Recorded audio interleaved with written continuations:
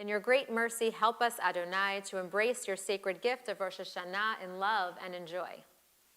May the holiness of this day bring fullness to our faith in you. Help us gather all those scattered sparks of faith which are lost within ourselves, as your people Israel gather in congregations everywhere, all over the world, to praise your name on this day. So we'll begin our service on page 5, and I invite you to rise if you're comfortable and able to do so for Baruch.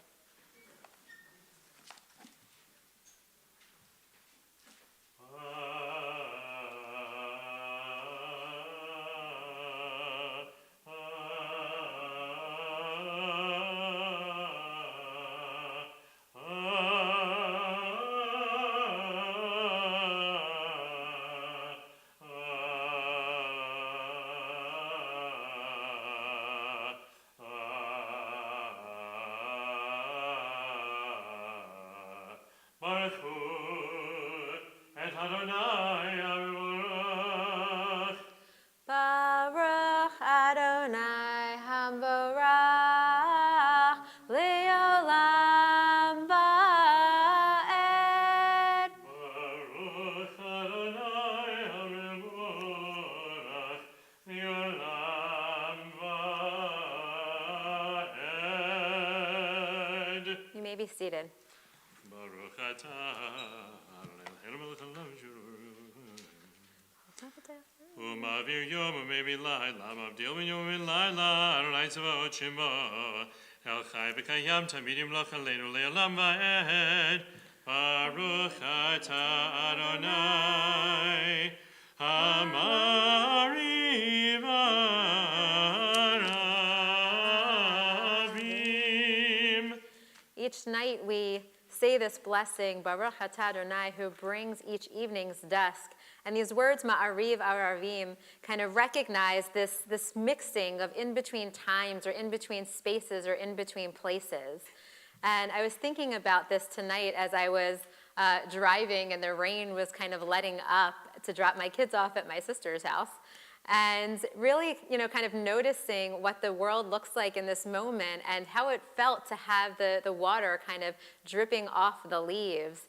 And as we move into this new year, I had this moment of just feeling like it was a little bit of a mikveh for the entire world.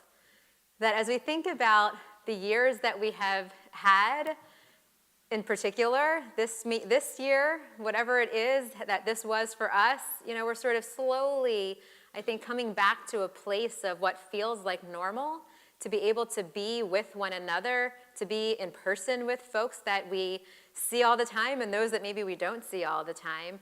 And there's a lot that maybe we need to kind of shake off.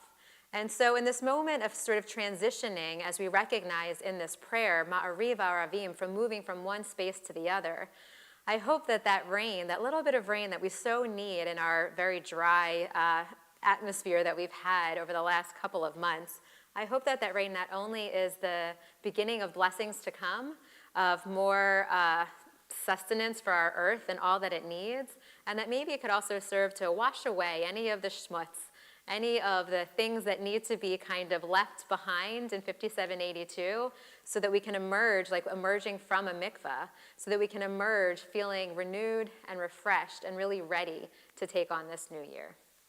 Continue on page 6. Avat olam beit Beit Yisrael Amcha Avta Torah u'mitzvot chukim u'mishpatim otanu limadeta Al ken Adonai Eloheinu b'shocheinu ufkumeinu nasiach bechukecha ונשמח בדברי תורתך ובמצוותיך לעולם ועד. כי הם חיינו ויארך ימינו ויארך ימינו ובהם נגע יומם ולילה יומם ולילה ויעבדך Asher Elamim, Baruch atah Adonai, Ohev Amo.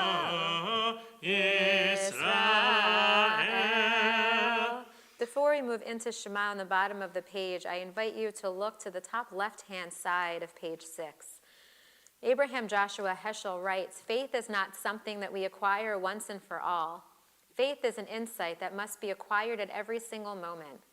Those who honestly search, those who yearn and fail, we did not presume to judge. Let them pray to be able to pray. And if they do not succeed, if they have no tears to shed, let them yearn for tears. Let them try to discover their heart, and let them take strength from the certainty that this too is a high form of prayer." As we move into Shema and as we move into all of our prayers, we might find that we're all in different places all at once or at different moments throughout our service. And just notice where you are.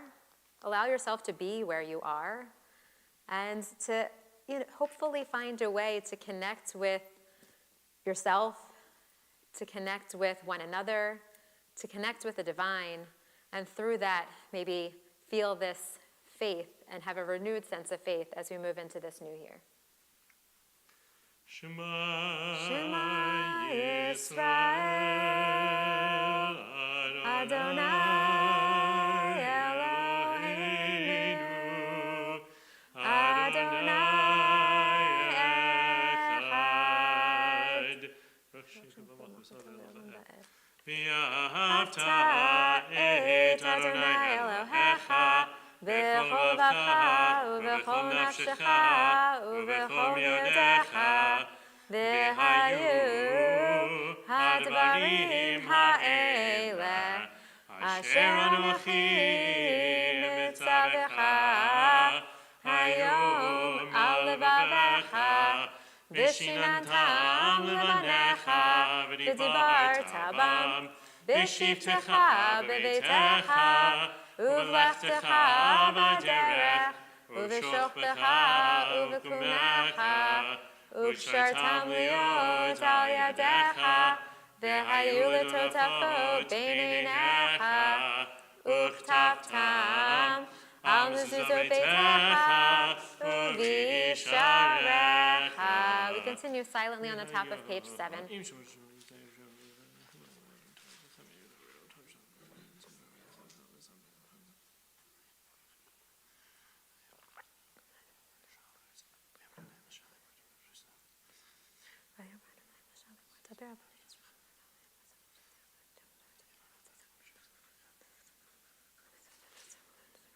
Adonai Elohechem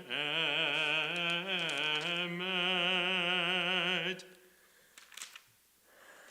We turn to page 8, and I invite you to read responsively with me on the top left-hand side, a prayer for redemption. True redemption will arrive when enemies understand the humanity common to us all, when the praises sung by Israel can be sung by all peoples, forever rescued from their fears and hates, their cowardice and cruelty. As our ancestors sang your praise alone by the sea of reeds, so we sing your praise here in the hope that soon in our days we may be joined by people and goodwill everywhere and sing. ומלכותו ברצון קיבלו עליהם, משה מרים בני ישראל לחנו שירה בשמחה רבה ויאמרו כולם מי כמוך באלים אדוני מי כמוך נדר בקודש נורא תהילות עושה פלא מלכותך רובנך וגם לפני משה זליה ויאמרו אדוני ימלוך לעולם ועד ונאמר כי בדר את יעקב וגלום יד חזק ממנו ברוך אתה אדוני גל ישראל. We turn to page 9, and I invite you to read with me in the English responsively this prayer, Hashkivenu, a prayer for protection that we say every single night, since nighttime can be a little scary sometimes. Allow us, Adonai, our God, to sleep peacefully and to awaken again to life, our sovereign. Restore us with your good counsel and save us for the sake of your name. Shield us, remove from us enemies and pestilence, sword, starvation, and sorrow, and remove the evil forces that surround us.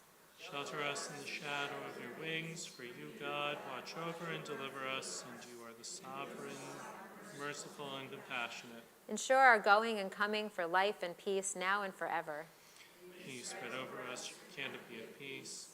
Baruch Ta Adonai, who spread this canopy of peace over us and over all the people Israel and over Jerusalem. As we sing the 4 words at the red arrow in Hebrew, Ufros Aleinu Sukat Shlomecha, I invite you to take a moment to hold in your mind and in your hearts all those in need of some extra peace and protection, compassion, and safety in their world and in their lives. Send our prayers to those who are near and those who are far, and so that, God willing, all will be able to find some peace in this new year.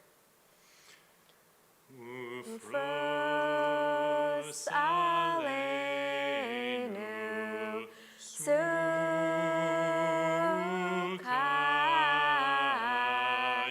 Shlomecha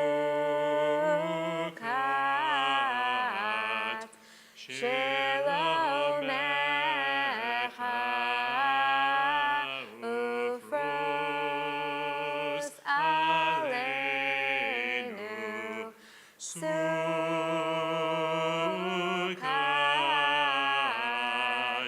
Sukat Shlomecha Baruch atah Adonai haborei sukat shalom aleinu v'al kol amo Yisrael v'al Yerushalayim. Continue on the top of page 10.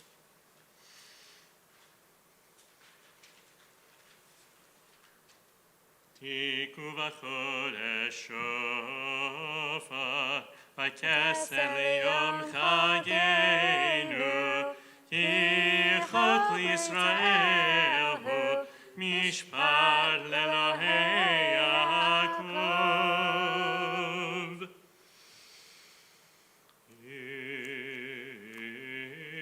Yitkadal v'yitkadal Shemer Rabah v'yamad yivrach yirtei v'yamlich malchutei v'chayechonu v'yomechon uv'chayedecho beis Yisrael b'gala u'b'zman kariv v'yimaru amen.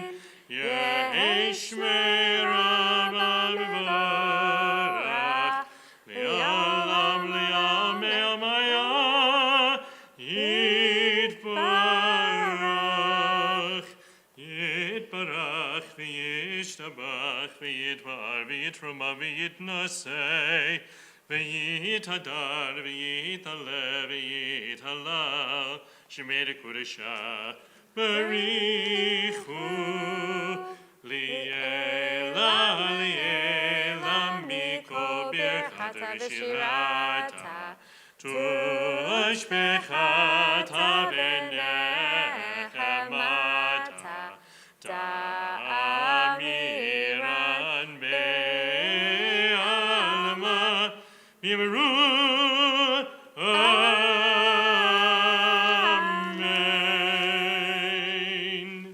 We turn to page 11 for our Amidah, and I'll invite you to rise if you're comfortable and able to do so.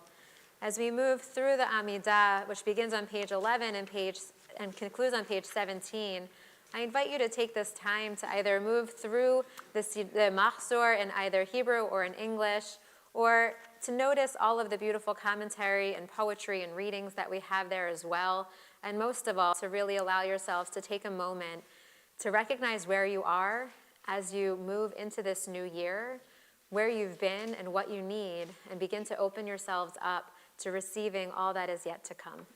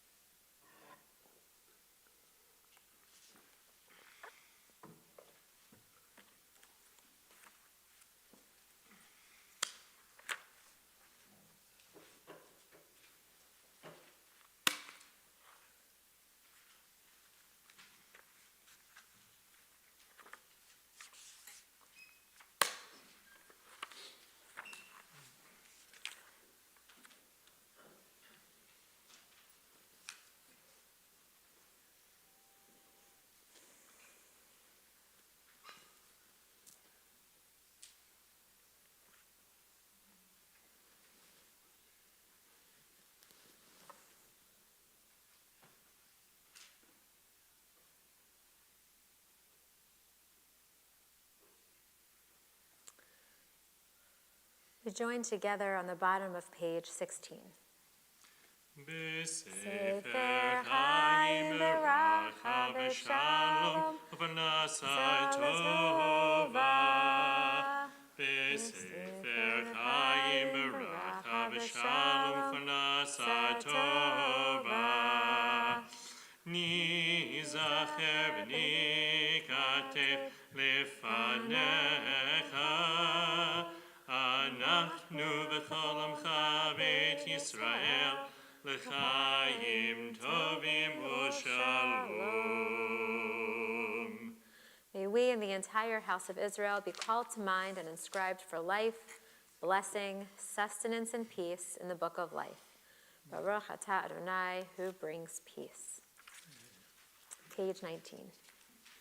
Erev Shmir Rabba.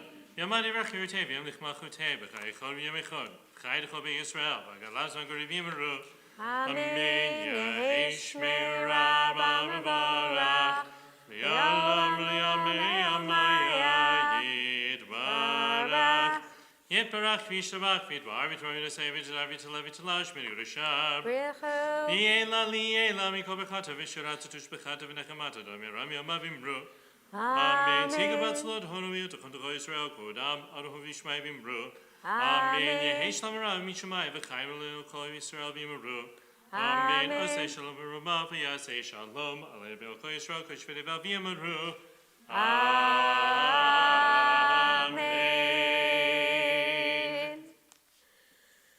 Shana Tova, everyone. It is so lovely to have you all here with us tonight as we kick off this new year together. Not quite the New Year's party like some might have at the December, January turn, but this is our New Year's party, and I am thrilled to get to share it with all of you. So I wanted to share a few words. In June of 2009, I was sitting in the JFK airport, getting ready to board the plane for a long, very long journey to Senegal. I was with a group of rabbinical students heading to Africa with the American Jewish World Service. Huddled on the floor of the airport, one of our group leaders, Pesach Standlin, asked us to open up our notebooks, to take out our pens so that we can write a letter. This was not a letter, though, to our loved ones back home or to the folks that we would eventually meet in the village when we landed in West Africa. Instead, Pesach invited us to write a letter to our future selves. Pesach's invitation is one that I have thought about a lot over the years, and it's one that I often now prompt others to do as well. This project of writing to one's future self is one that requires us to take a really good hard look at who we are right now and who we might become and what we hope we might accomplish. It can be a process of setting our sights on future goals, which might even prompt us to affirm aspects of ourselves, to course correct if necessary, if our current path isn't helping us to get to where we hope to be, so that we can, in fact, become this version of our future selves that we are writing to in this moment. So, if you were going to write a letter to your future self tonight, what might it say? What lessons have you learned, maybe over this past year, or maybe throughout your entire lives up until this point, that you no longer want to have to relearn? What patterns do you hope that your future self might be free of? What habits do you hope that maybe you have adopted into your life? How would you envision the person who you hope to become? So consider that for a moment and see what comes up. In Jewish tradition, we are blessed to be inheritors of numerous stories. Stories meant to help guide us on our path or to get us back on the path when we will surely inevitably falter. Stories that are meant to help us to learn to be and to become our best selves. So tonight I wanted to share with you one of these stories. It's one of my favorites. And so this particular story was originally first told by Rabbi Nachman of Bratslav, though I've taken a few liberties. Okay. Long, long ago, there was a Jewish man living in a small town in the Austrian countryside. We'll call him Moishi. Moishi was not a rich man. He lived very modestly in a small apartment with his family. Moishi worked hard each and every day. He prayed in the synagogue, and he did his best to provide for the needs of his family. One night, while Moishi was sleeping comfortably in his bed, he saw in his dream that under a beautiful bridge that led to the king's palace in the city of Vienna, a valuable treasure lay buried. Moishi woke up in the morning with a start. He thought, how glorious would it be if I could uncover this treasure? Maybe then, he thought, he wouldn't struggle so much each and every day to put food on the table for his family, to pay his rent, to educate his children, and to provide for their futures. In the dream, it wasn't really clear exactly what this treasure was, only that it was especially valuable. But, Moishi got out of bed, went along with his day, just as he did every other day, and busy as he was, he forgot all about the dream. But then, night after night after night, the same exact dream kept coming back to him. Every night he went to sleep, and he saw in his dream this bridge over in Vienna with this treasure buried underneath. Every night this dream came back to him, and eventually it did start to distract him a little bit. So much so that he really couldn't concentrate at all during the day. He was just consumed by this dream. It was like the dream would not leave him alone. Until finally, Moishi said, all right, enough. I'll follow it. So Moishi decided that he needed to actually go to Vienna to see if there was any truth to this dream. Maybe then he'd be able to sleep again at night. So he packed up his bags and he went in search of his treasure. Moishi made all the arrangements and he set out for the long journey. When he arrived in Vienna, Moishi couldn't believe his eyes. Before him, he saw the bridge, and it looked exactly like it had looked in his dream, only he'd never been to Vienna before, so how did he know what the bridge looked like? He looked down, and he saw the spot under the bridge, the spot that he kept seeing over and over and over again in his dreams, the spot that must contain his treasure and his treasure alone. But there was one problem. In his dream, there was no one around. It was just Moishi, the bridge, and his treasure. That's what he thought he would find. But when Moishi got to the bridge in Vienna, it appeared that the bridge was heavily guarded. The king's army was there day and night guarding the bridge, which maybe just helped him confirm what he thought might be happening at this bridge. At that moment, Moishi thought about just turning around and heading home. He thought, clearly this was all a mistake. What am I doing here? I don't belong here. But then he realized that he couldn't. Not after coming all this way. It cost so much money to get there. He had worked so hard. He couldn't just turn away that quickly. He couldn't give up. So Moishi decided that he would just take a moment. He sat, he watched, and he was hoping that maybe the guards would take a break, get a little coffee, use the restroom, have some lunch, and maybe that would be his chance to go sneak under the bridge and find his treasure. But alas, the bridge was never left alone. It was guarded morning, noon, and night, even overnight. And Moishi knew this because he camped there. He camped out and watched hour after hour, day after day for a couple of weeks. And he thought he was being discreet as he watched, waiting for his moment, still not giving up hope. But after several more days, one of the guards came up behind him and abruptly grabbed him by the lapels. And the guard said to him and demanded gruffly, "What are you doing here? What are you plotting against the king? Why are you here? Why have you been watching us all of this time?" And Moishi was just shocked. He was stunned. He didn't really know what to say. He didn't realize that he'd been spotted all this time. He thought he was being so sneaky and so sly, and he thought he was hidden and out of sight. So he was nervous and he was anxious and he didn't quite know what to do. And he just blurted out the entire story of his dream and why he was there and what brought him there and what he's been doing and why he's been watching them all of these days. And he explained that he just came to see if it was true after all, this dream that he had had over and over and over again. And then Moshe finished, and there was a little bit of silence. The soldier looked at him, he put Moshe down, and then he burst out laughing. Moshe wasn't really sure what to make of this. Was he still in trouble, or was he being made fun of? He didn't really know what the guard was doing. He didn't know whether to feel embarrassed or relieved. But finally, the king's guard caught his breath and stopped laughing long enough to say, "What a foolish man you are, believing in such dreams. Why, if I let my life be guided by visions and dreams that I had, then at this moment today, I would be well on my way to some small town in Austria. Because just last night, I had a dream too. And in my dream, there was a poor man in some city, in some tiny town, off somewhere in the village, and buried in his cellar is a treasure. How could you be so silly to follow such a ridiculous dream and come all this way?"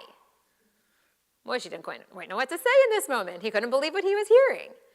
He was certain that his treasure was under this bridge, so what on earth was this guard talking about? What was this guard maybe trying to tell him? Could it be that, in fact, his treasure was not under the bridge like he thought it was and like his dream kept telling him?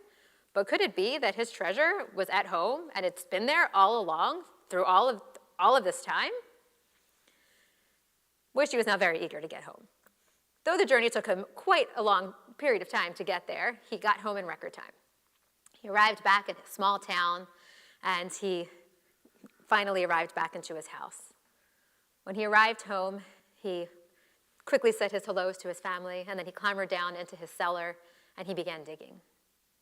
To his surprise, there in the cellar of his home, maybe he found his treasure. What do you think Moshe might have found? Any ideas? Any thoughts? Was there anything there? Don't all talk at once. It's hard to hear.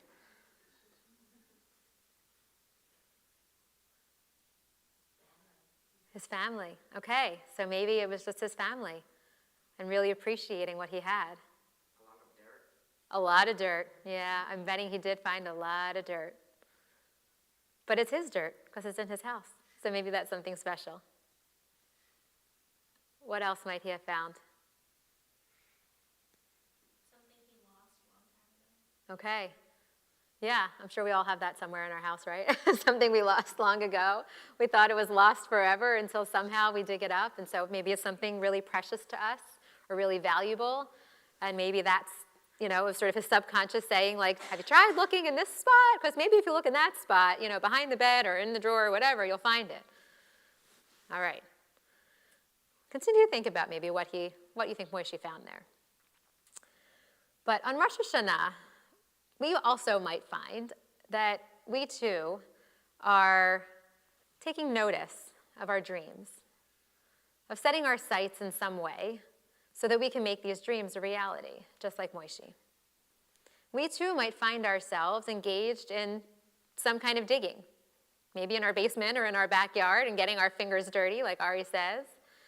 Or maybe instead of digging in our cellars or in the back of our nightstands, we're digging in our souls and we're mining in our lives some way. At this time of year, we're taught that we're supposed to take an honest look at ourselves, to not just imagine a better world or a better version of ourselves in our dreams, but that we're actually supposed to begin to take the first steps toward bringing these dreams to fruition, to becoming the people that we really hope that we can be. In our story, regardless of exactly what Moshe's treasure might have been, regardless of what he found there in his cellar, perhaps he found whatever it was that he needed most. Maybe it was the key ingredient that he longed for to help create a better future for him and for his family. Maybe it was something that would be found in a far-off city or could be found in a far-off city, or maybe it was something that could really only be found at home with his family, with those he loved. Whatever it was that Moshe needed, had been in his house all along, had been in his possession somehow, the entire time, only it was there and he couldn't see it. It was somehow hidden from him in some particular way. Perhaps he just needed to wait until the time was right, to be awakened from his dreams, if you will, to be able to discover his treasure. Or maybe he just needed to trust in his dreams enough and to trust in himself in order to be able to make that dream a reality. Maybe he needed to kind of go on this journey to be able to believe in himself enough to be able to do that. Theodor Herzl, the founder of modern Zionism, famously wrote in his book, The Old New Land, Im tirtzu ein zo agada. If you will it, it is no dream. Herzl's dream to create a modern Jewish state probably seemed rather preposterous at the time. But this didn't stop him from not only dreaming, but from also organizing and recruiting others toward this dream, toward this cause. And he did all that he could to make his dream a reality. He never quite got to see the fruits of his labor, but we all get to see that today, and how grateful we are. So tonight I ask each of you to consider, while you're here, or once you get home, what is your dream? Who do you hope to become? What are you searching for? And what steps might you take this Rosh Hashanah to move toward this goal? Perhaps you might be inspired to sit at some point now, between now and Yom Kippur, and maybe even write a letter to your future self. Maybe something that you'll tuck away, like a little time capsule, and open it maybe next year on Erev Rosh Hashanah. Think about who you want to be at that time. What would you say to that person? What goals can you set for yourself? Or maybe you want to create a vision board of some sort, or begin a journal to set some of the goals and to take some of the steps that will help move you toward this future version of yourself.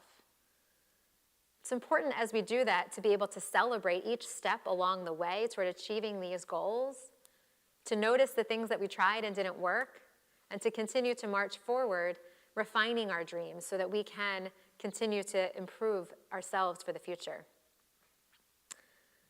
Should you decide to take a moment to write one of these letters, maybe you'll make a little wish as you do that, kind of like a wish on a birthday cake, and maybe you kind of keep that for yourself and you don't share that with anyone, and that's perfectly okay to kind of think about your version of your future self and tuck that away just for you.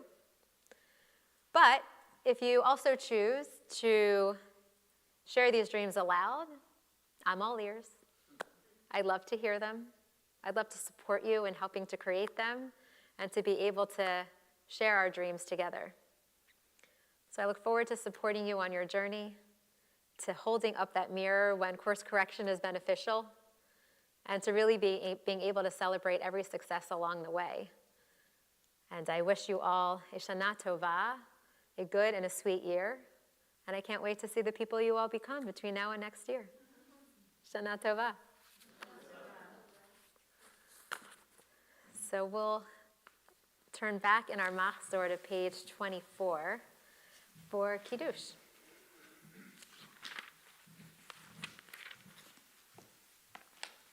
I'm going to call a quick audible up here. I would love to invite Buzzy Walters to come and make Kiddush for us. Told me this is the last time Buzzy was here on Rosh Hashanah, Major League Baseball was on strike. So it is a joy to have you back here and to have you here on Rosh Hashanah with us. So I would love to cede this honor over to you.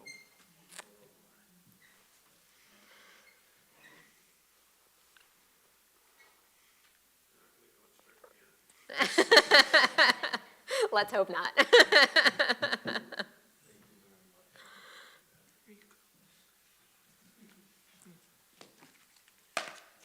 Baruch atah Adonai Eloheinu melech haolam borei peri hagafen. Baruch atah Adonai Eloheinu melech haolam שבחר בנו מכל העם ורוממנו מכל לשון וקידשנו במצוותיו ותיתן לנו אדוני אלוהינו באהבה את יום הזיכרון הזה יום תרועה מקרא קודש זכר ליציאת מצרים כי בנבחרת ואותנו קידשת מכל העמים ודברך אמת וקיים לעד ברוך אתה אדוני מלך על כל הארץ מקדש ישראל ויום הזיכרון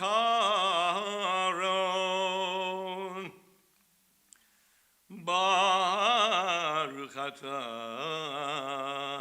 אדוני אלוהינו מלך העולם שהחיינו וקיימנו והגיענו לזמן הזה. Amen. L'chaim.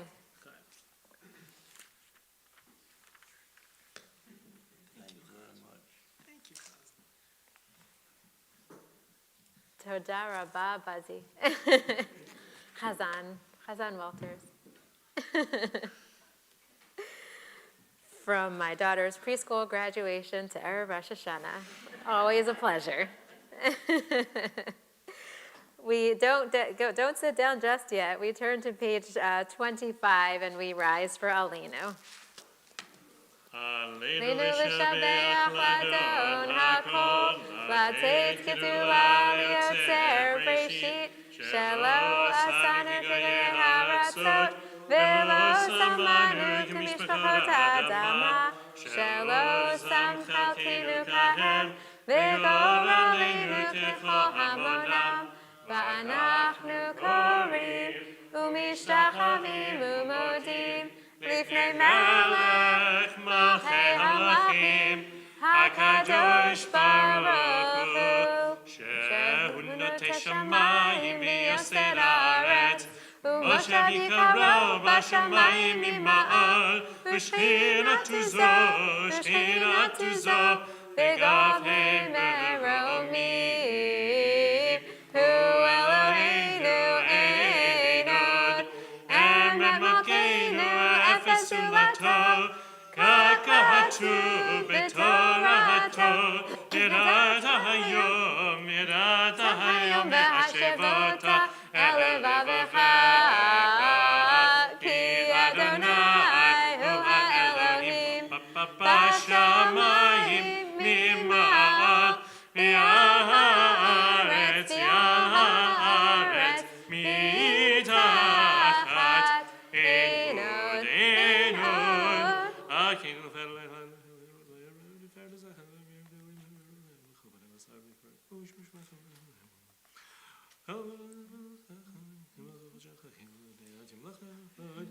ככתוב בתורתך לימלוך ללמד ונאמר והיה אדוני למלך על כל הארץ ביום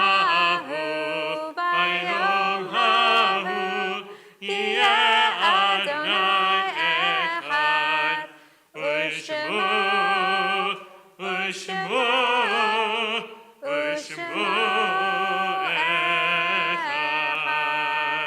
You may be seated. We turn now to page 26 for Kaddish Yatom, the mourner's Kaddish. And we remember all those who have passed on recently and all those who have passed away at this time in years past. I want to invite, if there's anyone who is saying Kaddish tonight for someone in particular, if you wish to share their name aloud with our community, I invite you to do so.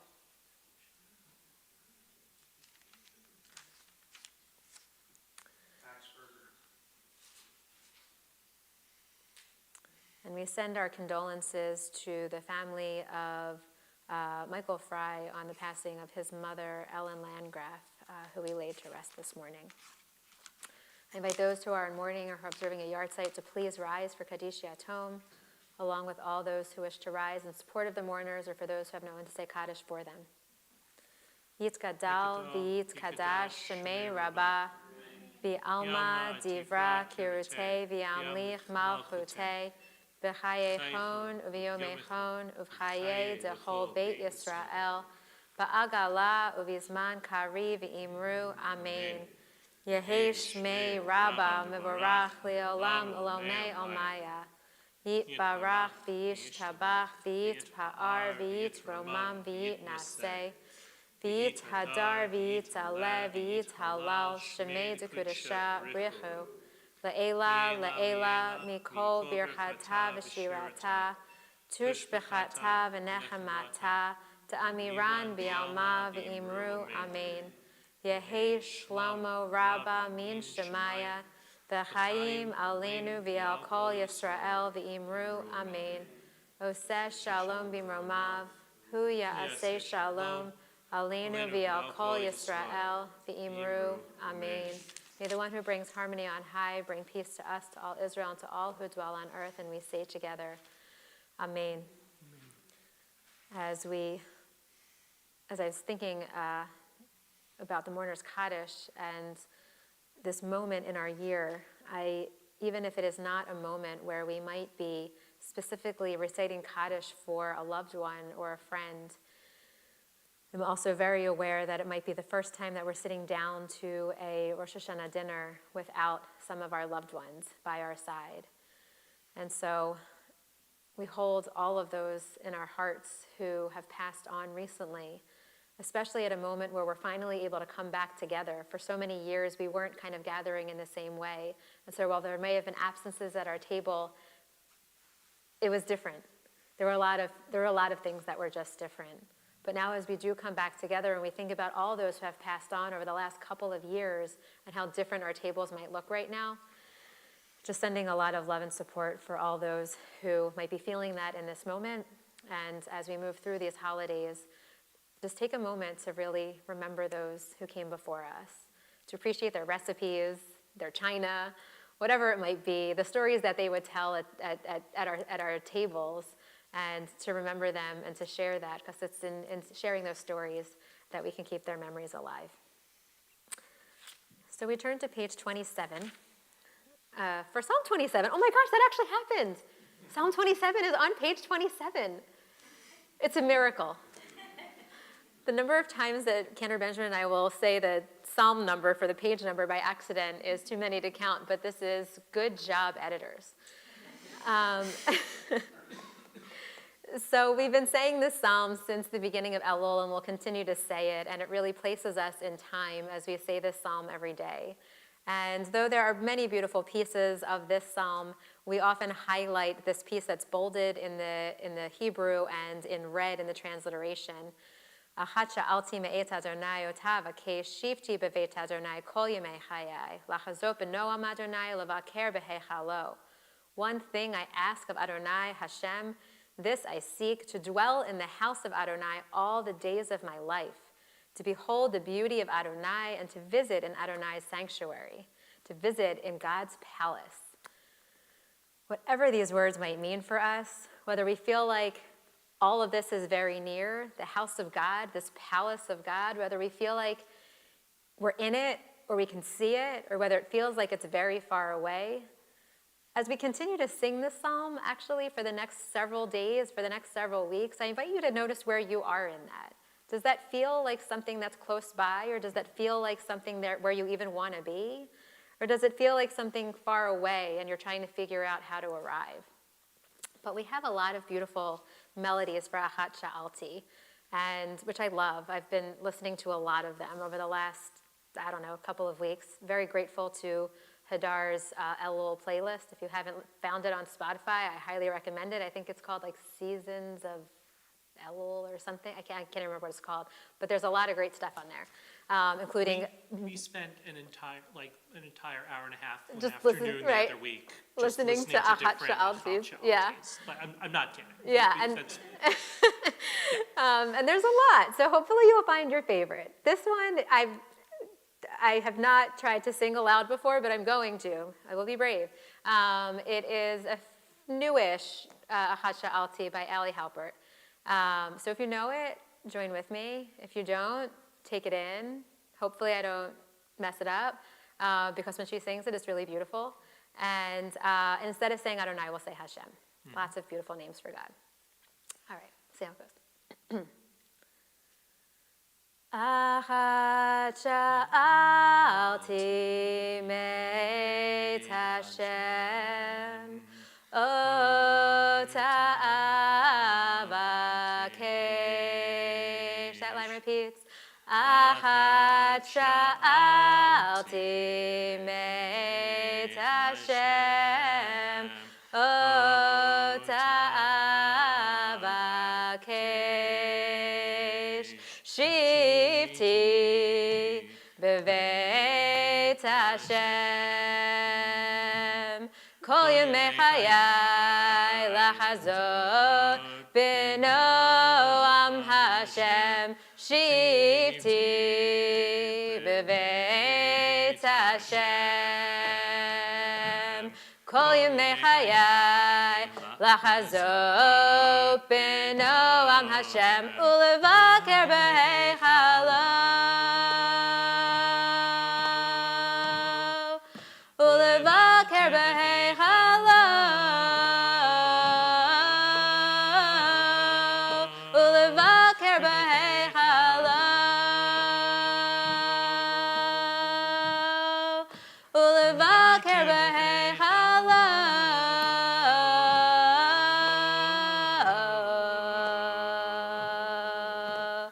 Achat sha'alti meit Hashem, ota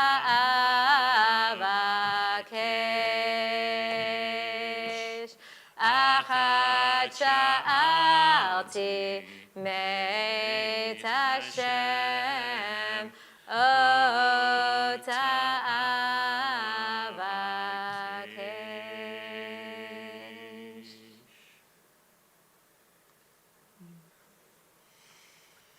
We turn to page 30, and as we move toward the end of our service, we have an opportunity to bless one another, to send blessings to those who we might be here with tonight, to send blessings to our loved ones who may be elsewhere. And so if you are with someone and you want to put your arm around them and give them a little squeeze and send them your blessings, wonderful. And if you want to just sort of picture your loved ones in your mind, or do both, and send these blessings also to the loved ones who aren't here, I invite you to do that as well.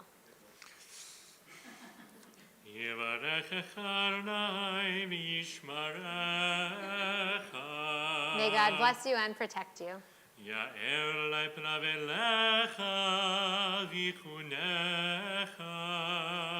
May God's countenance shine upon you and be gracious to you.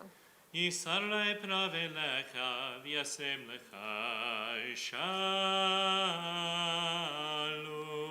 God's face be lifted toward you and bestow upon you peace. Ken Yehirat Son, may it be God's will. As we close tonight, I want to just turn back to page 23, and I invite you to read this with me, a meditation to take us into our evening until we join back together tomorrow morning, and to take us into this new year.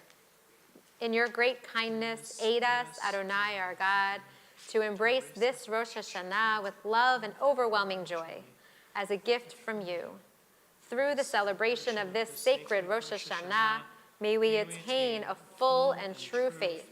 Help us to gather together the sparks of holiness within ourselves as we join with all the people of Israel congregating from their individual homes and joining together on these holy days of Rosh Hashanah to bless your sacred name. Amen.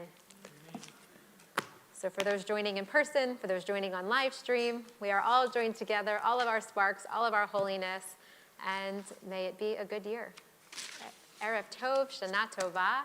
tomorrow morning, we will be back here at 9 a.m. Our services will be tomorrow from 9 to hopefully about 1 and not more.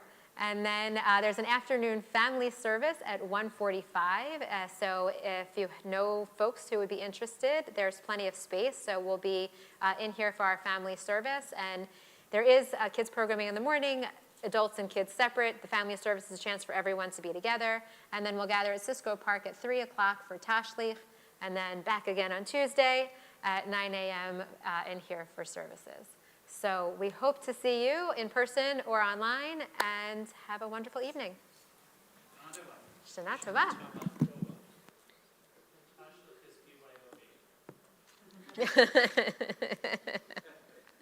But that was funny.